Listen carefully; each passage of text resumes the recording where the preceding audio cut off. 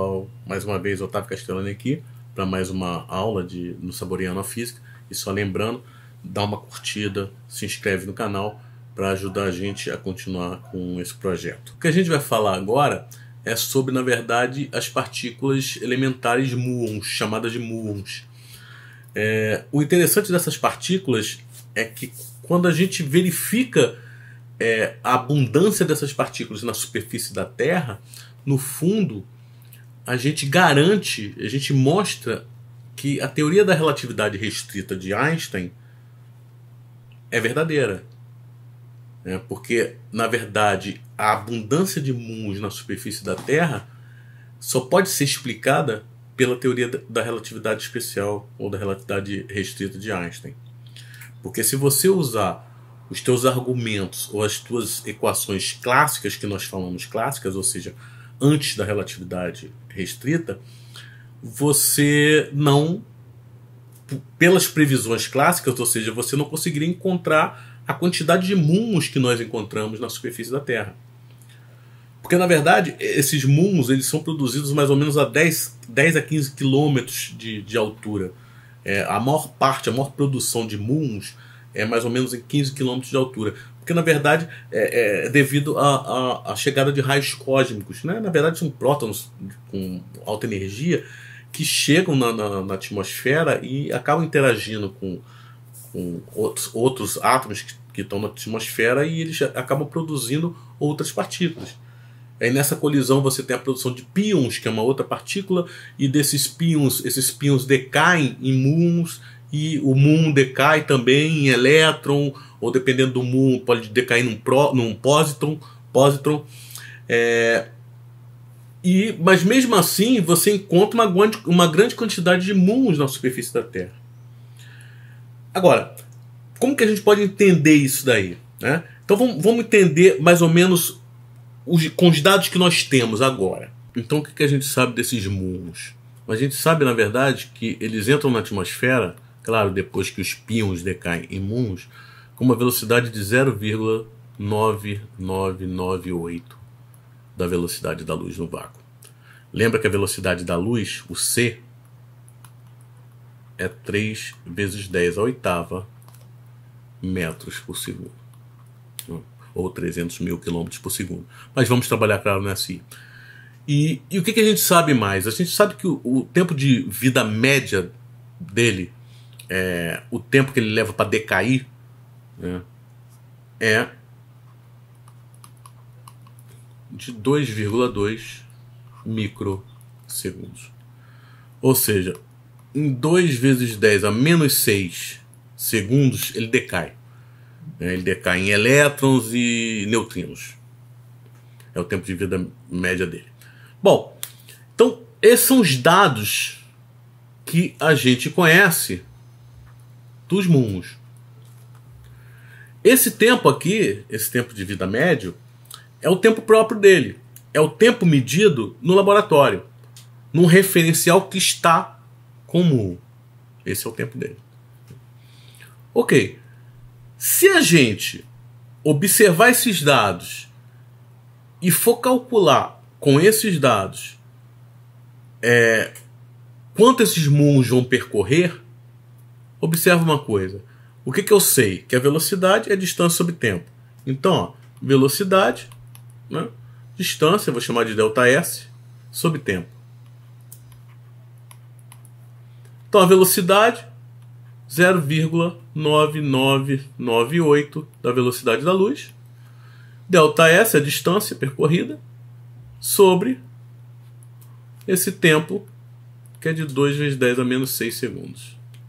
Fazendo essa conta, então a distância percorrida, só pegar esse cara e multiplicar, claro, eu vou multiplicar 0,998 vezes 3 vezes 10 a oitava e depois vou multiplicar pelo 2 vezes 10 a menos 6. Então vamos fazer essa conta. Então, gente, fazendo essa conta, a gente vai encontrar aproximadamente 600 metros. Ou seja, o muon produzido a 15 km de altitude, com esse tempo de vida, só consegue percorrer 600 metros antes de decair. Mas como isso pode acontecer, né? Se na superfície da Terra a gente encontra uma abundância de muons. Eles só conseguem percorrer 600 metros, são 15 quilômetros.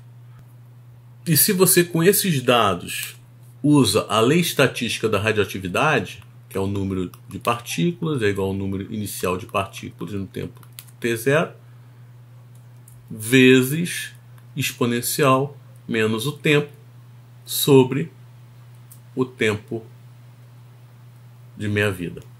Se você usa essa conta daqui com os dados que nós temos, se você quiser ter mais detalhes sobre essas contas, dá uma olhada nesse link, nesses artigos que eu deixei aí na descrição.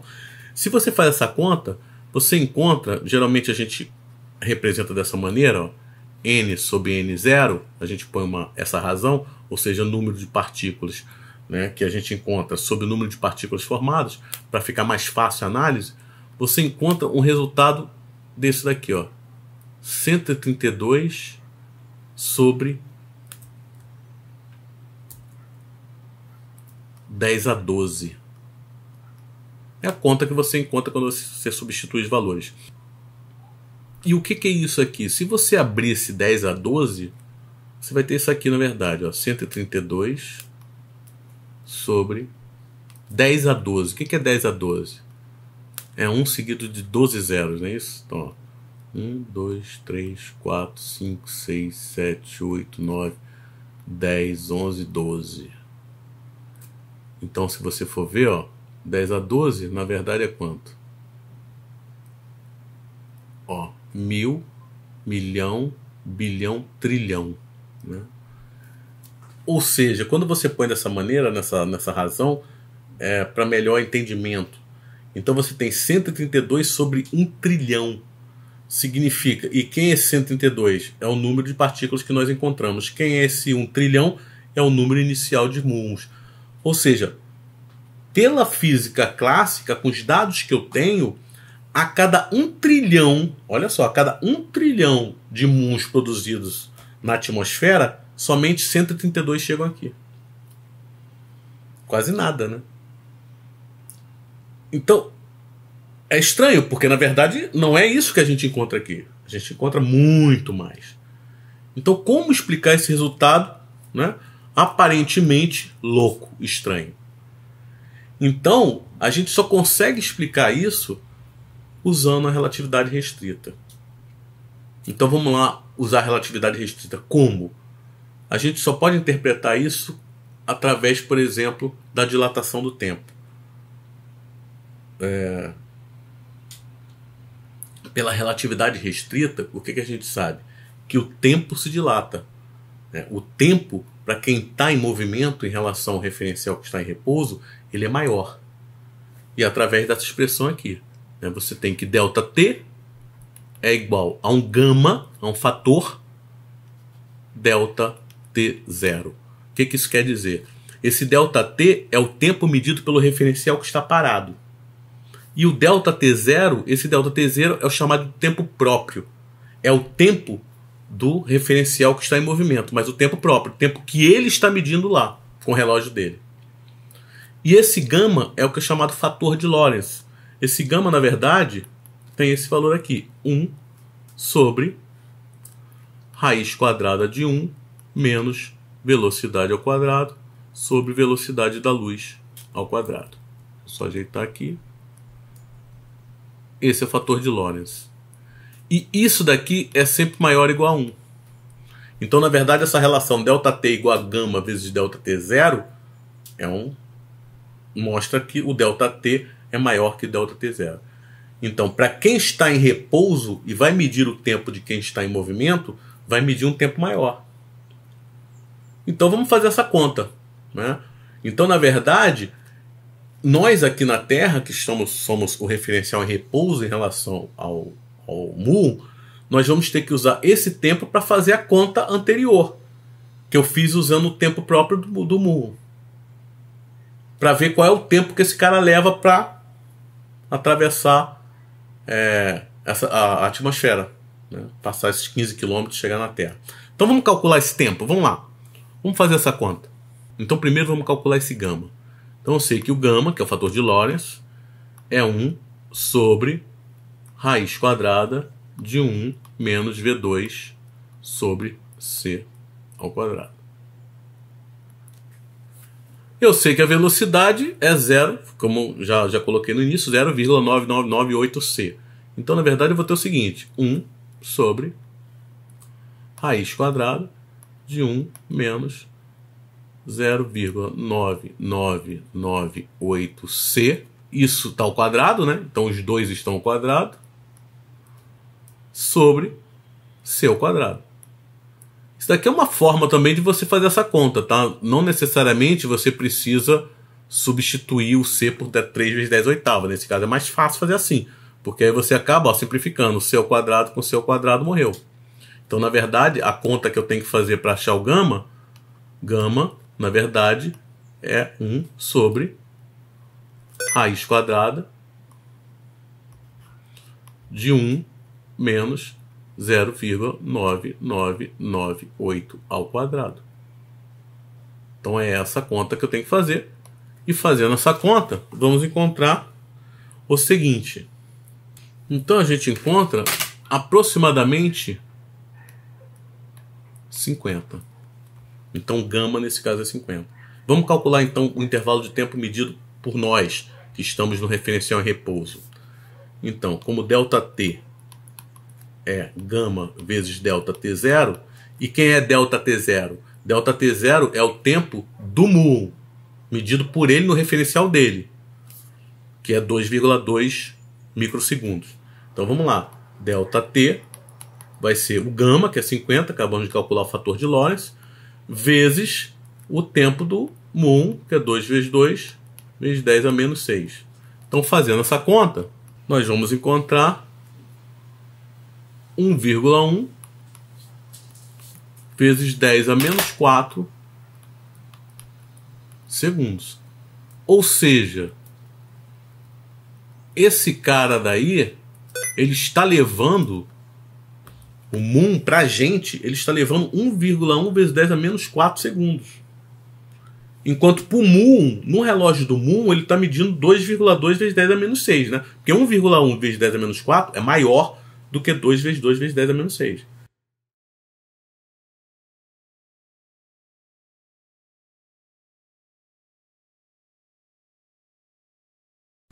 Então, no relógio dele, né, quando ele olha para o relógio dele, ele está medindo 2 vezes 2 vezes 10 a menos 6. Nós que estamos em repouso, estamos medindo 1,1 vezes 10 a menos 4. Então, na verdade, para a gente que está aqui observando o mundo chegar, ele leva um tempo de 1,1 vezes 10 a menos 4 segundos. Bom, então vamos ver, né, qual é a distância percorrida com esse tempo. Então, vamos calcular essa distância. Então, vamos lá. Velocidade, distância sobre tempo. ΔS sobre ΔT. Só que esse ΔT é o que a gente está medindo aqui. Então, a velocidade, 0,9998C igual a distância sobre o tempo que a gente acabou de calcular. 1,1 vezes 10 a menos 4 segundos. Então, vamos fazer essa conta. Então, é só passar o ΔS para lá, substituir o C por 3 vezes 10 oitavas, vamos fazer essa conta. Ou seja, a distância que esse cara está percorrendo, na verdade, é de 32.993,4 metros. Ou seja, aproximadamente, né, 33 quilômetros, né, se nós passarmos para quilômetros. Então, olha que loucura, né? Na verdade, pelo tempo que a gente está medindo, ele consegue percorrer 32 quilômetros. Claro que ele vai chegar aqui na Terra, né? Porque, na verdade, ele é produzido a 15 quilômetros de altura. Então, ele passa, inclusive, do chão, né? Se for o caso, ele atravessa. Ele chega na Terra, justamente porque ele pode, nesse tempo, percorrer 33 quilômetros. Então, justamente evidencia, justamente uma evidência clara que a teoria da relatividade está correta. E melhor, né? Então, o que a gente viu, que a teoria da relatividade restrita explica perfeitamente por que nós encontramos o muon aqui, na superfície da Terra, essa abundância de muon. Porque quando você usa agora esses mesmos resultados, né, na lei de estatística de radioatividade, mas com esses resultados corrigidos, você encontra que N, aquela continha que eu fiz inicialmente, né, sobre N0, você encontra isso daqui, ó, 0,63 aproximadamente. Quando você usava os resultados clássicos, o que você encontrava? Você encontrava que a cada 1 trilhão de muons produzidos na atmosfera, somente 132 chegavam aqui. E isso não batia com os resultados experimentais. Mas quando você faz a correção da relatividade restrita, né, usando justamente dilatação do tempo, quando você refaz a conta, você verifica que isso daí é 0,63. Se você quiser colocar numa maneira melhor para você ver isso aí, ó, é só você fazer isso. Ó. Por exemplo, isso é a mesma coisa que 63 sobre 100, né? Ou 63%. Ou seja, a cada 100 muons produzidos, 63 chegam na Terra. Ou seja, 63% dos muons produzidos na atmosfera chegam na Terra. E é isso que a gente encontra experimentalmente. Isso é interessante porque nos aceleradores de partícula, né, essas correções, tudo é construído. A nossa tecnologia, né, de acelerador de partículas, de experimentos, tudo é produzido, tudo é construído mediante essas correções relativísticas. O pion também é uma partícula, claro, que você verifica perfeitamente que a distância percorrida dela só pode ser aquela porque a relatividade especial está atuando. O que quer dizer a relatividade especial está atuando? Porque ele tem uma velocidade relativística. Então, quando você tem velocidades próximas à da luz, você não pode usar mais aquele conceito clássico. Você tem que usar agora a relatividade restrita, que é o momento que você vê que os efeitos relativísticos estão prevalecendo. E agora é mais interessante ainda você verificar uma coisa, porque a gente pode ver isso daí também através da contração do espaço, só que do ponto de vista do muon. Porque o que acontece? Vamos olhar agora do ponto de vista do muon, porque pra gente nós estamos parados, né? A situação é essa. Nós estamos aqui em repouso no nosso referencial e estamos vendo o muon se movendo com uma velocidade próxima à da luz. Mas em relação ao muon, se você pegar, porque lembra que movimento e repouso são conceitos relativos, e a própria relatividade é isso. Quando você fala em velocidade, você está falando em velocidade relativa a um referencial. As medidas são relativas. Isso é que é relatividade. Quando eu falo de observador na relatividade, seja na relatividade galileana, seja na relatividade einsteiniana, quando eu falo de observador, eu falo, na verdade, de medidas que esse cara está fazendo. É relatividade de medidas. Então, é aquela questão, ele está em movimento em relação a gente. Mas em relação ao muon, o que está acontecendo? Não é a atmosfera que está em movimento? Se você tivesse cravado no muon, se movendo junto com o muon, no referencial do muon, o que você veria? É aquela mesma história quando você aprende lá no ensino médio, logo de início, sobre referencial, sobre movimento e repouso. Você está no ônibus, sentado no ônibus. Quem que está em movimento? Quando você olha para fora, o que você vê? Você vê a paisagem em movimento. Para você, no seu referencial, quem está em movimento é a árvore, é o poste, é o ponto de ônibus. Já para o cara que está no ponto de ônibus, você que está em movimento. Então é interessante, do ponto de vista do muon, o que ele vê? Olha essa animação. Se você olhar essa animação, você vê que, na verdade, ele está parado no referencial dele e a atmosfera que está se movendo. Se você coloca o seu referencial nele, você vê que a atmosfera está se movendo com que velocidade? Com velocidade de 0,9998 c, só que em sentido oposto. Então, para o muon, ele consegue ver a atmosfera de um tamanho diferente. Porque, na verdade, é a atmosfera que está se movendo. Então, ele estando parado, a atmosfera está se movendo com uma velocidade relativística. Então, vai ocorrer a contração do espaço. É fácil a gente fazer essa conta. Olha lá.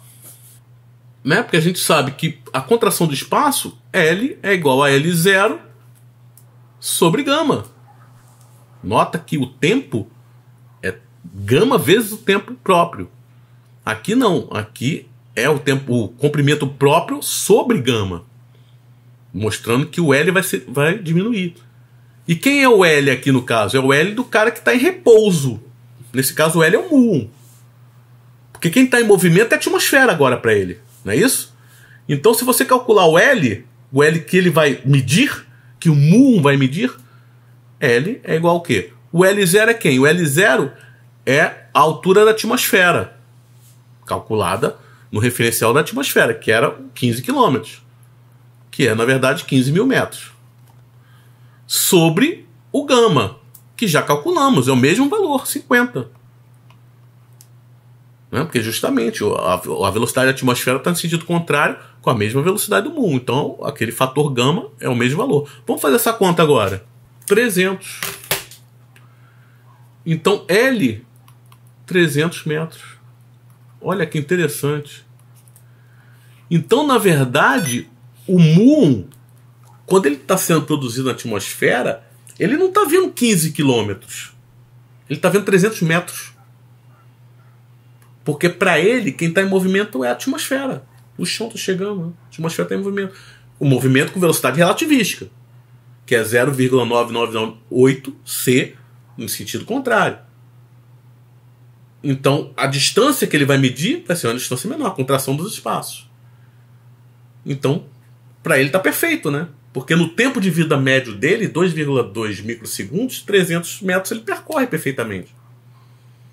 Então, resultados que estão perfeitamente batendo com o resultado experimental. Então, é mais um ponto, né, para a teoria da relatividade restrita de Einstein. Então é isso, gente.